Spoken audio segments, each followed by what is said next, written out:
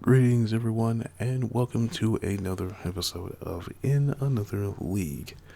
So, as you'll remember from last time, it was the Nürburgring, and it was the terrible, horrible, no good, very bad race with everything. Terrible weather, terrible start, terrible driving, terrible conditions, terrible all. That's all you need to know. And to make things even more terrible, this race and the small race that we won ended up in disqualification because I did not run the legal VOP. So, yeah, horrible and horrible. And really, that was my fault because I should have checked more. But, yeah.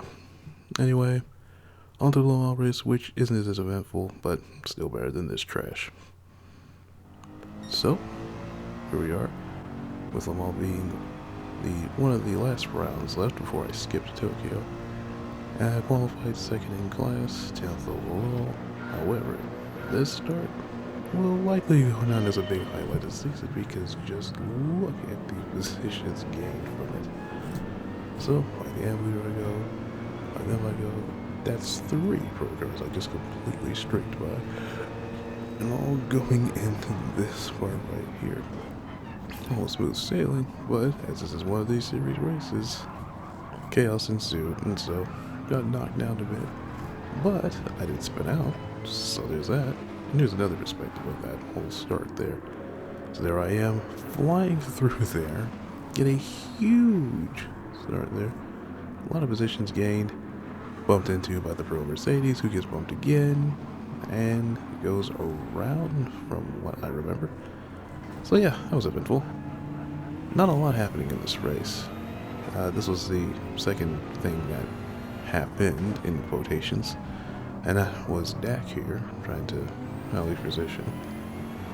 And here is where my gearing weakness tends to usually bite me here at this track and many similar ones. So yeah, I get good starts, but despite me stretching, I just am never able to stretch the gear good enough to where I can offset a disadvantage like this. And so he gets around me pretty flawlessly. And so we're going to the Porsche curves here. And that's the only reason I can even keep up with him, is because while he may have all that straightaway power, I clearly had a bit more cornering than he did. So he didn't get away that much.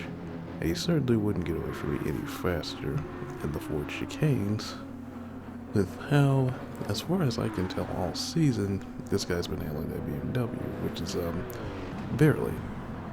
So we go to the first part, catch up quite a bit. The second part is where I really get as I exit, get a better run. Unfortunately, that spun him out because this game's brilliant design somehow registered that as a hit, when at best it was a near miss. And for the most of the race, this was all it was. Just me on an island, no cars around, just nothing. I mean, sure, there was a car lurking behind there, but wasn't really close enough to really be worried about. And in fact, I wasn't even realizing that it was there until pit stops came around. But yeah, this race was for the most part uneventful.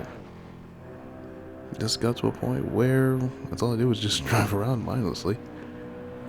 And then came the pit stops here. So I came in for mine, tires, fuel, and all that. Try to get just enough fuel to make it to the end of the race. That's my usual thing to go about it. And a lap later would come Hot Shot, usual AM rival, and this time championship elect by that massive points lead he seems to have. And of course, what was an 8-second gap was coming down pretty quickly, and even though he did have mistakes like this, which would allow me to re-extend the gap just a bit, the straights would usually undo so much of that advantage. Because again, gearing was one of my biggest weaknesses, and it seemed like everybody in this field just pretty much had the measure of me when it came to that.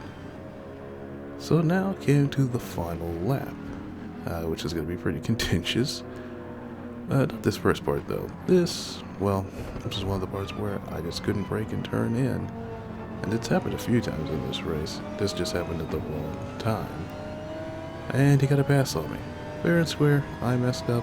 He took advantage of my screw up and just got a free position out of it. Something I usually do. We race on. Now, what I do realize is that while my gearing is not spectacular on overall speed, it still is good enough for pulling and getting into the toe. So, he didn't really get away from me all that much, and I was actually able to keep up and actually kind of extend the battle a bit.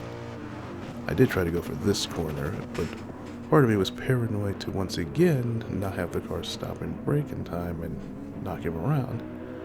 As usually, I like to race not just wrecking people the hell out of the way, that's just not how I do things, contrary to what's popular right now.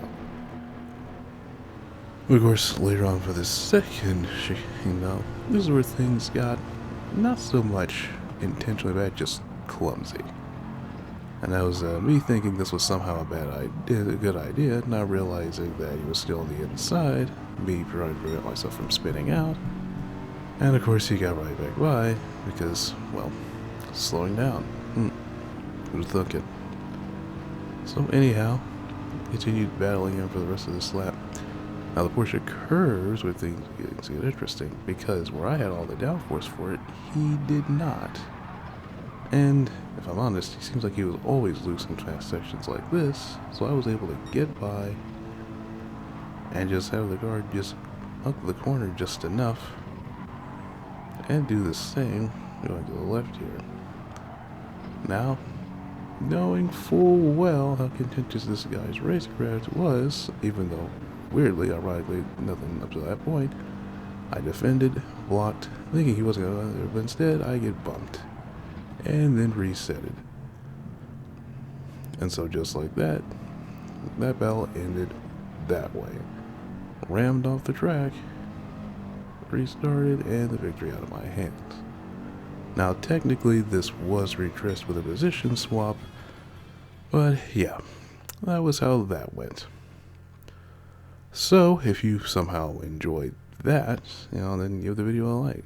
And if you want to see more, or one more, you'll know that later, then subscribe, as I will have another this week. So, that's it for me. I will see you guys in the next video.